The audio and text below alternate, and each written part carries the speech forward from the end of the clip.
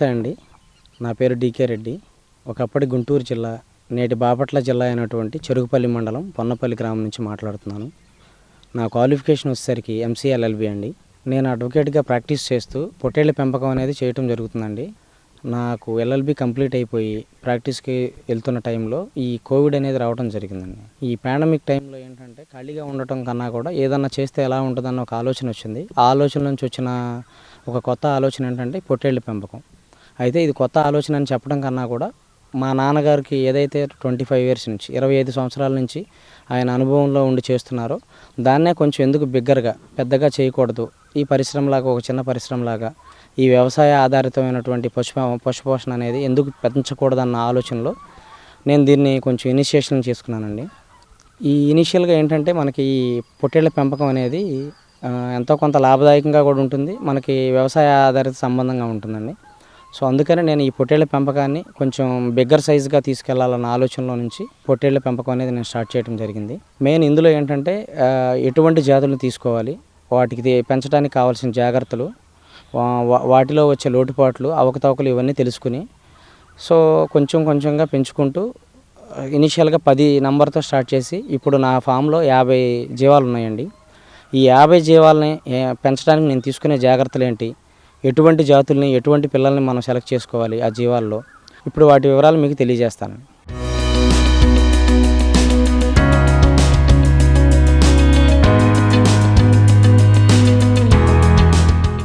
మనకు ప్రధానంగా జీవాల పెంపకం అనేది చేయాలనుకున్నప్పుడు షెడ్ల నిర్మాణం అనేది చాలా ఇంపార్టెంట్ అండి, కీ రోల్ అది. జీవాలను పెంచాలనుకున్న ప్రతి ఒక్క రైతులు కానీ ఎవరైనా సరే ఎటువంటి షెడ్లను నిర్మించుకోవాలి ఏంటనేది చూసుకోవాలి. ప్రీవియస్లో నేను రన్ చేసిన పాత ఫామ్ ఏదైతే ఉందో అక్కడ తాటేకుల పాకతో రన్ చేసాం, అది ఇప్పటికీ అలాగే ఉంది. అందులో ఏంటంటే చిన్నపిల్లలు మీడియం సైజులో ఉన్న జీవాలను అక్కడ పెట్టాము. పెద్ద సైజు జీవాలు ఏవైతే ఉన్నాయో వాటి పెంపకానికి కన్వీనియంట్గా ఉండేలాగా అన్ని క్లైమేట్లకి కొంచెం స్టాండర్డ్గా ఈ షెడ్ అనేది నిర్మించడం జరిగింది. ఈ షెడ్ అనేది మెయిన్గా సిమెంట్ పోల్స్తో రేకులతో వేసామండి కన్స్ట్రక్షను. సుమారుగా దీని ఖర్చు వచ్చేసరికి ఒక 50 నుంచి 60 వేల మధ్య అయింది. ఇందులో మనం చూస్తున్నాం కదా, ఇక్కడ జీవాలు ఏవైతే కనిపిస్తున్నాయో ఇవి పెద్ద సైజు జీవాలు ఉన్నాయండి. ఈ షెడ్ని నిర్మాణాన్ని కూడా మనం ఎట్లా చేసుకోవచ్చు అంటే తూర్పు పడమరలుగా మనకు సన్లైట్ అనేది వచ్చేలాగా వేసుకోవాలి. అట్లా వేసుకోవడం వల్ల మనకు వచ్చే ఉపయోగం ఏంటంటే మనకి సూర్యరశ్మి అనేది ఉదయం వేళ సాయంత్రం వేళ మనకి ఈ జీవాల ఉన్న షెడ్లో కనుక పడటం వల్ల ఇందులో ఉన్న బ్యాక్టీరియా కానీ అన్నెసరీ ఏవైతే ఉన్నాయో అవన్నీ ఈ సన్లైట్ వల్ల పోవటం, అలాగే మనకు డ్రై వస్తుంది, వెంటిలేషన్ కూడా బాగుంటుంది. షెడ్ అనేది మనకున్న సామర్థ్యాన్ని బట్టి మనకున్న బడ్జెట్ని బట్టి ఎవరికున్న ఐడియాలజీ ప్రకారం వాళ్ళు నిర్మించుకోవచ్చు. ఇప్పుడు నేను కనుక చూసుకున్నట్లయితే మనం గమనించామంటే ఇక్కడ ఈ జీవాలని కూడా మధ్యలో ఈ పొట్టేళ్ళు మేత వేయడానికి గాడి అంటారు, ఈ గాడి కట్టేసి రెండు వైపులా కూడా ఉదయం కానీ మధ్యాహ్నం కానీ సాయంత్రం వేళల్లో పచ్చిగడ్డి ఎండుగడ్డి మనం ఏదైతే గడ్డి రూపంలో జీవాలను పెంచుకుంటామో పెంచుకునే జీవాలకి మేత వేయడానికి ఇట్లా ఇన్స్టెంట్గా ప్లేస్ చేసుకున్నాము నాపరాయి బండలు పెట్టి. మీరు ఇక్కడ ఇది గమనించవచ్చు. ఈ షెడ్ యొక్క కొలతలు కనుక మనం చూసుకున్నట్లయితే నేను నిర్మించింది నాకున్న ఈ ప్లేస్లో మొత్తం ఇది 11 సెంట్ల స్థలం అండి. ఇది ఈ 11 సెంట్ల స్థలంలో కూడా మెయిన్ నేను ఈ షెడ్ అనేది చూస్తున్నారు కదా మీకు కనిపిస్తుంది. ఈ షెడ్ అనేది ఈ మెజర్మెంట్స్ అనేది మనకి ఏంటంటే 32 అడుగులు పొడవు 18 అడుగులు వెడల్పుతో ఈ మెజర్మెంట్ అనేది నేను వేయటం జరిగింది. ఈ షెడ్లో మనం జీవాలని ఎన్ని వరకు పెంచవచ్చు అంటే దీని సామర్థ్యము 20 నుంచి 22 జీవాల వరకు శుభ్రంగా ఆరోగ్యంగా ఉండేలాగా దూరంగా కట్టేసి మనం పెంచవచ్చు.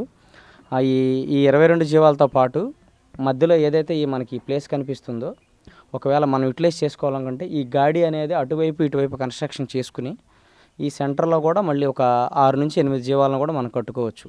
చిన్నపిల్లలు ఏదైతే మనం నెక్స్ట్ ఇయర్కి మళ్ళీ మనకు కావాలి అనుకుంటామో వాటిని.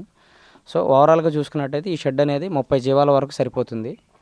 ఇక అంతకు మించి అయితే దీనికి సామర్థ్యం లేదు. దీని కొలతలు వచ్చేసరికి అయితే మనకి 32 పొడవు వస్తుందండి, 18 అడుగులు వెడల్పు వస్తుంది.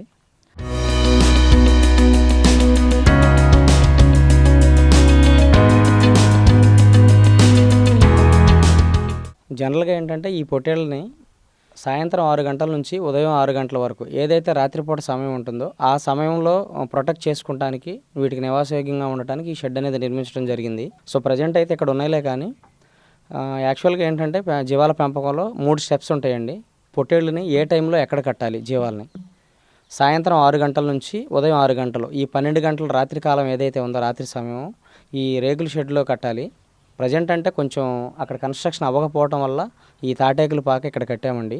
ఉదయం 6 నుంచి 9 లేదా 10 గంటల వరకు మనకి ఏదైతే ఎండాకాలం ఎక్కువగా పెరగనంత వరకు జీవాలు అనేది ఇలా గుంజలకు కానీ ఆరు బయట కానీ కట్టుకుంటామండి. దీనివల్ల మనకు వచ్చే ఉపయోగం ఏంటంటే జీవాలకి ఎక్సర్సైజ్లా ఉంటుంది. అట్ ది సేమ్ టైం ఏంటంటే మనకి వీటికి సన్లైట్ అనేది టచ్ అవుతుందండి. ఈ సన్లైట్ వల్ల మనకి అన్ని విధాలుగా కూడా ఉపయోగం ఉంటుంది. జీవం ఆరోగ్యంగా ఉంటుంది, విటమిన్ డి అనేది వాటికి లభ్యం అవుతుంది, జీవాలు కూడా హెల్తీగా ఉంటాయి. ఉదయం 6 గంటల నుంచి 9, 9:30 లేదా 10 గంటల లోపు ఇక్కడ ఉంటే ఎండ తీవ్రత పెరగంగానే మళ్ళీ ఆటోమేటిక్గా జీవాలని ఇక్కడ నుంచి తీసేసి పక్కనే, ఇక్కడైతే ప్రజెంట్ కన్స్ట్రక్షన్ చేసి లేదులేండి, ఇంకో చోట ఉంది, ఏదైతే తాటేకులు పాక అంటున్నామో అక్కడ మళ్ళీ ఉదయం 10 గంటల నుంచి సాయంత్రం 4 గంటల వరకు అక్కడ కట్టడం జరుగుతుంది. సైకిల్ అనేది రీసైకిల్ అవుతుందండి. అంటే మళ్ళీ 4 to 6 యథావిధిగా జీవాలు అనేది మళ్ళీ గుంజలకు కానీ ఆరు బయట వచ్చేస్తాయి. సాయంత్రం 4 గంటల నుంచి 6 గంటల వరకు గుంజలు బయటకు వచ్చేస్తాయి గుంజల దగ్గరికి. తర్వాత మళ్ళీ 6 నుంచి ఉదయం 6 గంటల వరకు ఈ 12 గంటలు అయితే రాత్రి సమయం ఉందో యథావిధిగా ఈ షెడ్లోకి వస్తాయండి. ఇది మొత్తం 3 సైకిల్స్లో 4 స్టెప్స్లో ఉంటుంది.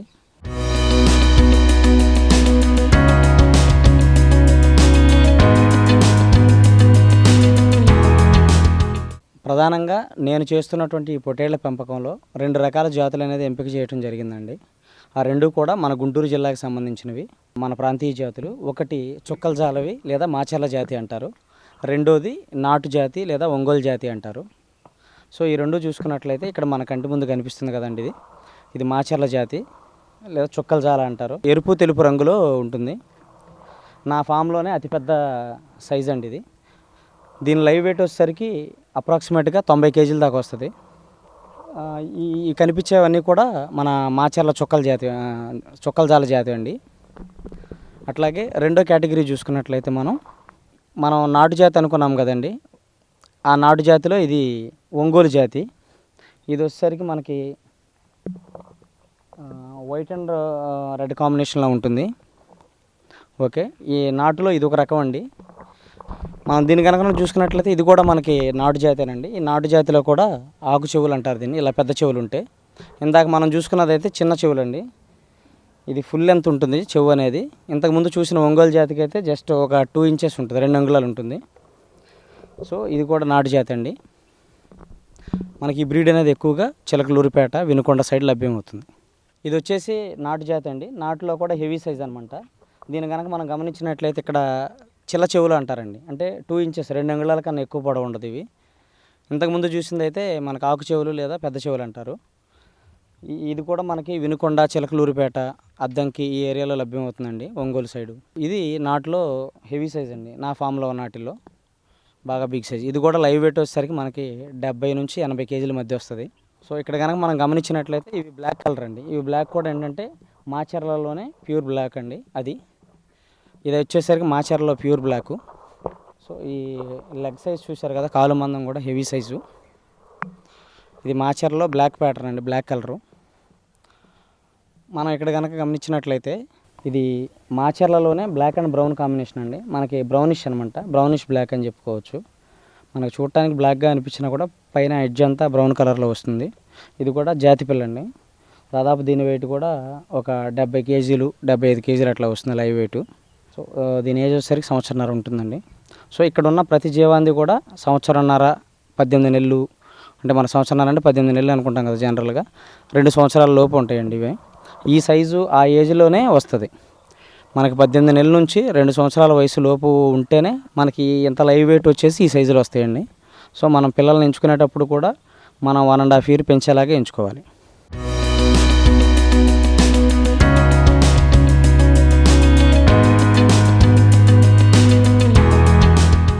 ఇప్పటిదాకా మనం పొట్టేళ్ళ యొక్క ఎంపిక, అందులో జాతుల్లో ఉన్న రకాలు, అట్లాగే ఈ షెడ్ల నిర్మాణం, తీసుకోవాల్సిన జాగ్రత్తలు ఇవన్నీ తెలుసుకున్నాం కదా.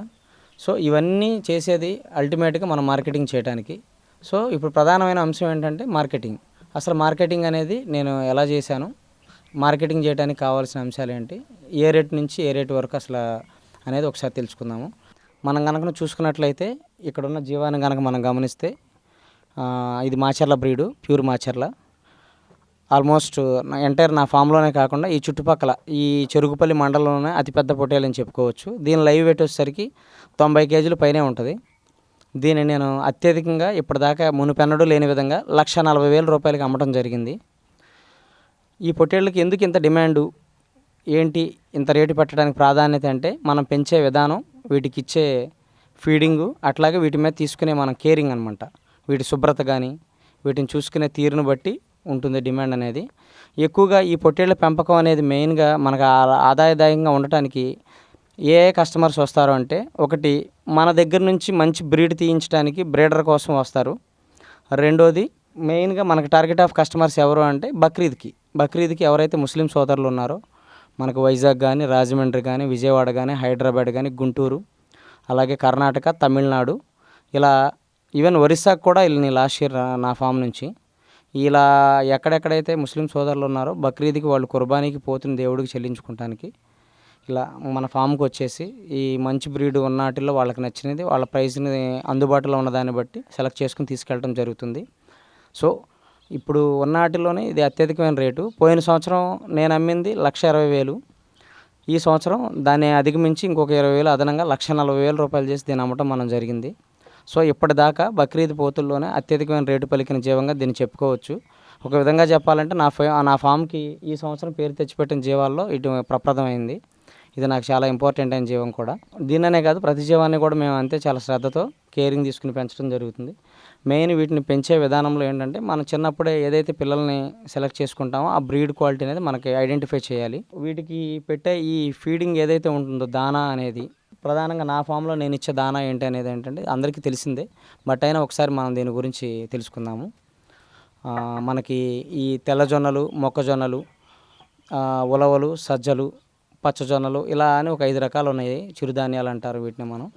వీటిలో ఏవైనా సరే మినిమం 2 నుంచి 3 రకాలు కలగలుపుగా తీసుకోగలిగి వీటిని మిక్స్ చేసుకుని, అంటే లైక్ ఒక 50 కేజీలు తెల్లజొన్నలు, ఒక 50 కేజీలు మొక్కజొన్నలు, ఒక 50 కేజీలు సజ్జలు కానీ ఉలవలు కానీ మనకున్న క్వాంటిటీని బట్టి, లేదా రేషియో అనేది మనం అనుకుంటాం కదా ఇన్ని కేజీలకి ఇంత కాంబినేషన్ కలుపుదామని, అలా తీసుకుని మనం మిక్స్ చేసి వీటిని ఒక పిండి పట్టే మిల్లు ఉంటుంది కదా ఆ పిండి మర్రలో రవ్వాడించి, లైక్ ఎలా అంటే మనకి ఈ గోధుమ రవ్వ సైజులో రవ్వాడించేసి నేనైతే ఏం చేస్తానంటే వీటికి ఉదయం సాయంత్రం 2 పూట్ల ఒక 2 నుంచి 3 గంటల సేపు నానబెట్టి అనేది వీటికి పెట్టడం జరుగుతుంది.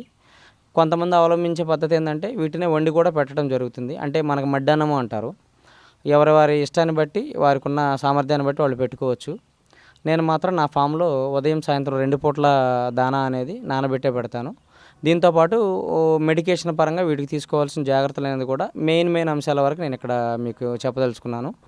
అందులో ముఖ్యంగా ఏంటంటే మన ఫామ్లోకి ఒక కొత్త జీవాన్ని బయట నుంచి తీసుకొచ్చామంటే వాటికి వ్యాక్సినేషన్స్ అనేది కంపల్సరీ.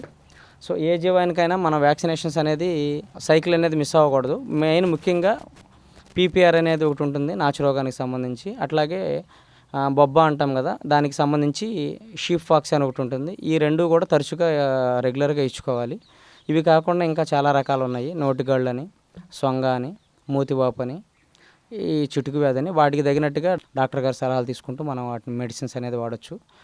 ముఖ్యంగా ఏంటంటే నేను ఇంతకుముందు చెప్పినట్టు పీపీఆర్ అనేది ఒకటి, షీప్ ఫాక్స్ అనేది, ఈ 2 కూడా ఎక్కువగా మనం ఆ సైకిల్ అనేది మిస్ అవ్వకుండా కొత్త జీవం ఏదొచ్చినా కూడా, ఫర్ ఎగ్జాంపుల్ నా ఫామ్లో ఆల్రెడీ ఒక 30 జీవాలు ఉన్నాయి, కొత్తగా ఒకటి తెచ్చాను, దానికి కూడా ఆ వ్యాక్సిన్ వేసిన తర్వాత ఫామ్లో కట్టుకుంటే మంచిది అనేది ఫాలో అవుతుంటాను. నేను ఒక జీవానికైనా సరే ఆ వ్యాక్సిన్ మెయింటైన్ చేస్తాను. అట్లాగే కొత్తగా మన ఫామ్లోకి తెచ్చిన జీవానికి ఫస్ట్ చేసుకోవాల్సిన పని ఏంటంటే వాష్ చేసిన తర్వాతనే శుభ్రంగా ఈ జీవాలు అనేది మనం కలపాలి. రెండోది ఏంటంటే తెచ్చిన జీవాన్ని కంపల్సరీ కూడా డీవార్మింగ్ అనేది చేసుకోవాలి. డీవార్మింగ్ కూడా ఈ జీవాలన్నిటిని కూడా ప్రతి 30 రోజులకు ఒకసారి అనేది డీవార్మింగ్ చేయాలి. డీవార్మింగ్ చేసినప్పుడు కూడా రెగ్యులర్గా ఏంటంటే కొంతమంది తెలియక ఈ మంత్ ఏదైతే డీవార్మింగ్కి వాడామో అదే మెడిసిన్ లేదా అదే ఏదైతే పురుగు మందు నట్టల మందు అంటారో అది వాడుతూ ఉంటారో, అది కాకుండా ఫర్ ఎగ్జాంపుల్ ఇది జూన్ అనుకుందాం, జూన్ నెలలో మనం ఏదైతే వాడామో అది కాకుండా సైకిల్ మార్చాలి. ఇంకొక రకం తీసుకోవటం వల్ల మనకేంటంటే అది దాంట్లో ఉన్న జీవాల్లోకి బాగా గ్రోత్ అనేది బాగా ఉపయోగపడుతుంది. గ్రోత్ ఇన్ ద సెన్స్ ఏంటంటే మనకి వాడటం వల్ల ఇంప్రూవ్మెంట్ అనేది ఉండదు. ఏదన్నా నట్టలు కానీ అలాంటివి ఉన్నా కూడా ఇంకో మందు మార్చడం వల్ల త్వరగా మనకి పురోగతి కనిపిస్తుంది అనమాట. జీవాల పెంపకంలో ముఖ్యమైన భూమికి ఏంటంటే పాత్ర జీవాలను శుభ్రంగా ఉంచుకోవాలి, ఎలా శుభ్రం చేసుకోవాలి. జీవాలు అనేవి నా ఫామ్లో ప్రతి వారానికి ఒకసారి ఇదిగో ఇక్కడ మనం చూస్తున్న విధంగా నీళ్లతో శుభ్రంగా కడుక్కోవాలండి. ఎందుకు అంటే జీవం అనేది ఎంత శుభ్రంగా ఎంత ఆరోగ్యంగా ఉంటే దాని గ్రోత్ అనేది దాని పెరుగుదల అనేది అంత మంచిగా ఉంటుంది. మెయిన్ నా ఫామ్లో ఏంటంటే నేను అందాన్ని బేస్ చేసుకుని పెంచుతాను కాబట్టి బ్యూటీ బేస్డ్ మీద మెయిన్ అందము దానికి ఉన్న ఆ జాతి లక్షణాల కోసం. సో మేము విరివిగా ఎప్పుడు కూడా ప్రతి వారము వీక్లీ వన్స్ కానీ ట్వైస్ కానీ ఉన్న హీట్ను బట్టి టెంపరేచర్ని బట్టి చూసుకుని మనం జీవం ఇప్పుడు కడిగితే ఎండకి ఆరుతుందా లేదా అని చూసుకుని ఇలా శుభ్రం చేసుకుంటామండి. ఇక్కడ మీరు గమనించినట్లయితే మా నాన్నగారు వీటిని ఎలా కడుగుతున్నారో చూడొచ్చు. ఏంటంటే మనం కడిగే నీరు కూడా కొంచెం మంచిదై ఉందనుకోండి, మురికి గుంటలో నీళ్ళు అట్లా కాకుండా బోర్ వాటర్ కానీ అట్లా మంచిగా జీవం కూడా ఆరోగ్యంగా ఉంటుంది. సో మనకున్న సౌలభ్యాన్ని బట్టి మనం వాటిని శుభ్రంగా ఉంచుకోవాలండి. అసలు ఈ ఫామ్ అనేది నేను ఇంత బిగ్గా అంటే 10 నుంచి 50 జీవాల దాకా పెంచేలాగా మోటివేషన్ రావడానికి కారణం మా నాన్నగారండి. ఇంతకు ముందే మనం మాట్లాడుకున్నట్టు పాండమిక్లో ఈయన చేసిన చిన్న 8 నుంచి 10 జీవాల సంఖ్యని నేను 50 దాకా తీసుకెళ్ళగలను బికాజ్ ఆయన సపోర్ట్ వల్లే. ఎందుకంటే ఆయనకున్న అనుభవం ఏదైతే ఉందో దాన్ని బేస్ చేసుకుని ఈ జీవాలన్నింటిని ఆయన దగ్గరుండి చూసుకోవటం పర్యవేక్షించడం జరుగుతుంది. దాదాపు ఆయనకి 10 సంవత్సరాల అనుభవం ఉండటం వల్ల ఈ జీవాలని ఎలా పెంచాలి, వాటికి ఏదన్నా ఆరోగ్య సమస్యలు వచ్చినా వాటికి తగు జాగ్రత్తలు ఎలా తీసుకోవాలి, డాక్టర్ సలహాలు తీసుకుని నేను అందుబాటులో ఉన్నా లేకున్నా కూడా మా నాన్నగారు చూసుకుంటూ ఉంటారు. నాకు ఈ జీవాల పెంపకంలో ఒక విధంగా చెప్పాలంటే మా నాన్నగారు నాకు బ్యాక్ బోన్ లాగా అనమాట.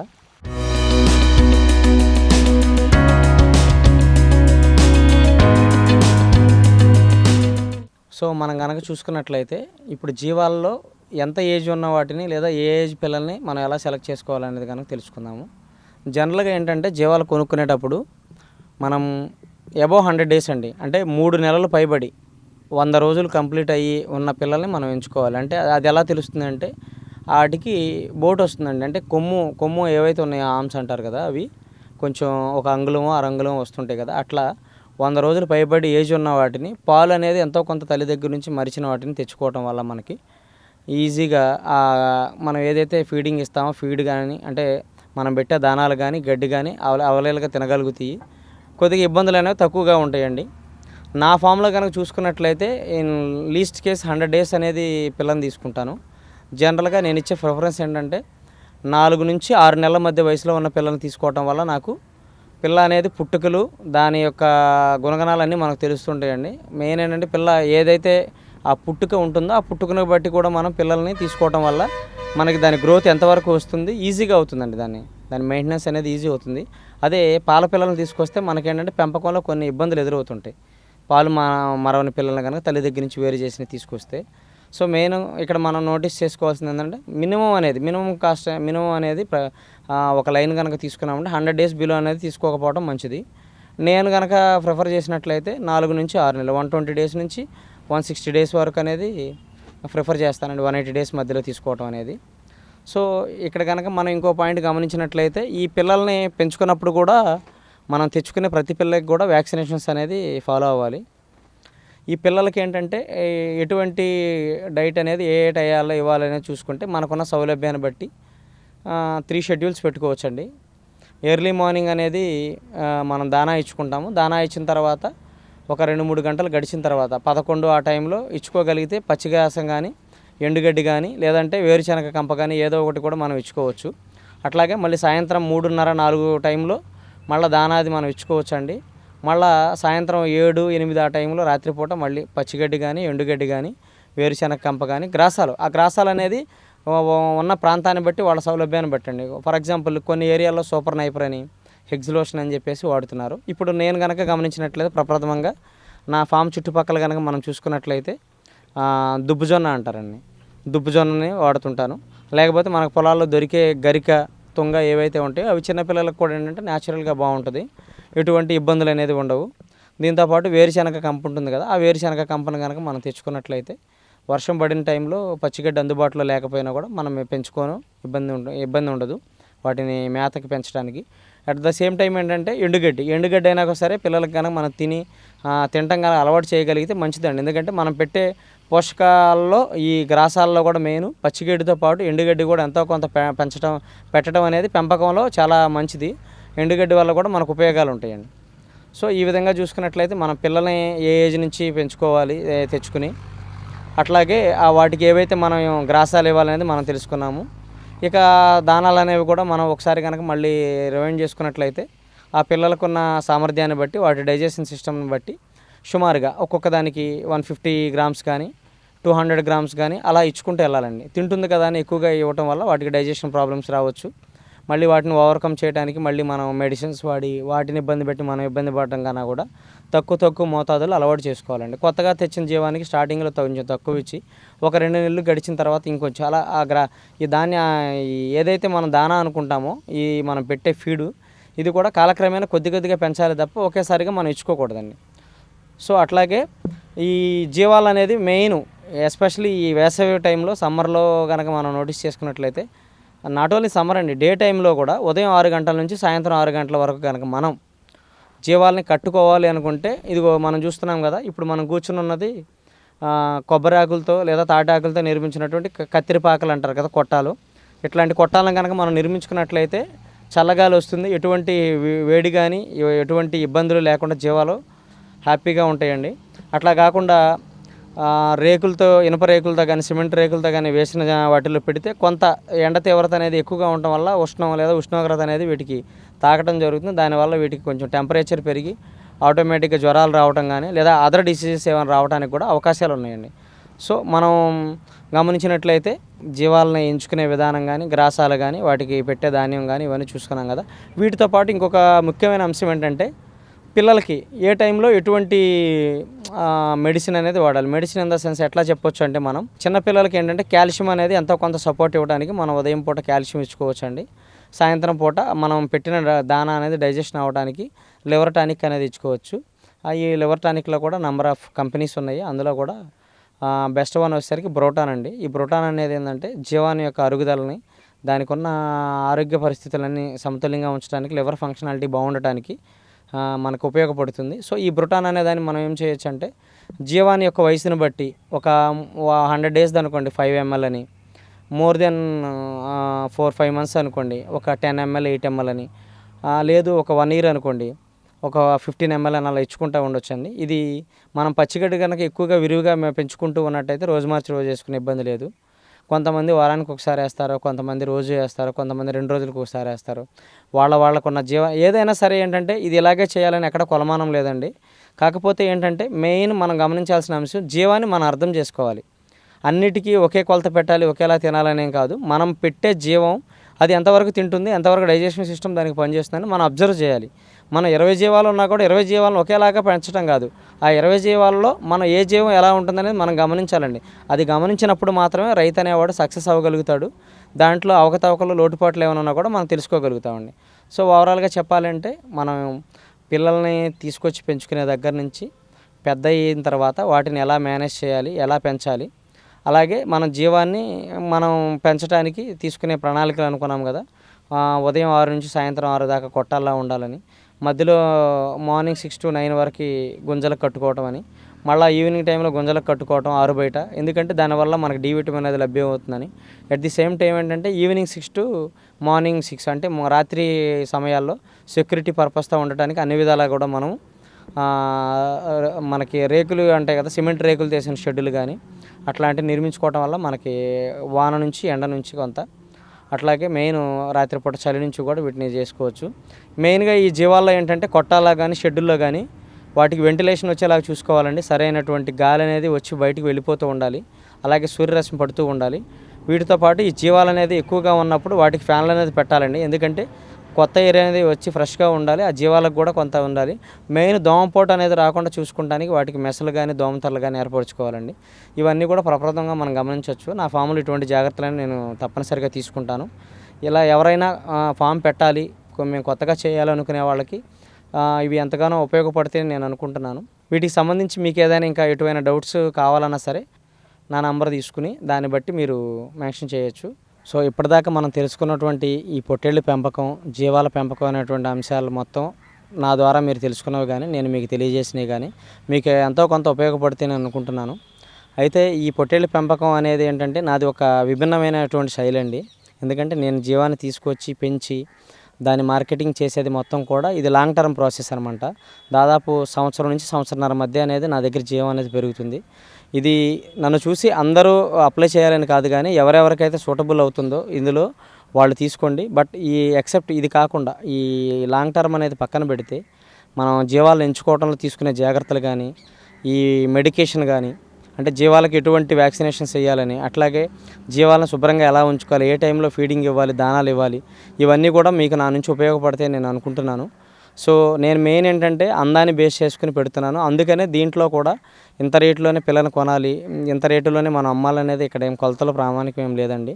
అట్లా కాకుండా 4 నెలలకు 6 నెలలకు బ్యాచెస్ వైజు మటన్ పర్పస్తోనో మీట్ పర్పస్తోనో బయట అమ్ముతారో ఎవరైతే, వాళ్ళకైతే మనం చెప్పగలం. కానీ ఇదేంటంటే మెయిన్ అందాన్ని బట్టి బ్రీడింగ్ కోను బక్రీద్కి టార్గెట్ కస్టమర్స్ని పెట్టుకుని చేసే ఫామ్ కాబట్టి నేను ఇక్కడ ఎగ్జాక్ట్గా ఫిగర్స్ అనేది మీకు చెప్పలేనండి. ఎందుకంటే ఇక్కడ అనేది డిపెండ్ అపాన్ ద మోజ్, దాని మీద ఉన్న ఇంట్రెస్ట్ని బట్టి మన పిల్లల్ని కొనటం అమ్మటం అనేది రెండూ జరుగుతుంటుంది. సో నేను ఇచ్చినటువంటి డేటా అనేది మీ అందరికీ ఉపయోగపడుతుందని నేను అనుకుంటున్నాను. థ్యాంక్ యూ అండి, ధన్యవాదాలు. ఈ వీడియో మీకు నచ్చితే లైక్ చేయండి, ఇతరులకు షేర్ చేయండి. వీడియోపై మీ అభిప్రాయాన్ని కామెంట్ రూపంలో తెలపండి. మరిన్ని వ్యవసాయ వీడియోల కోసం రైతు నేస్తం యూట్యూబ్ ఛానల్ ని సబ్స్క్రైబ్ చేయండి. పక్కనే ఉన్న గంట సింబల్ నొక్కి నోటిఫికేషన్స్ ద్వారా తాజా వీడియోల సమాచారం పొందండి.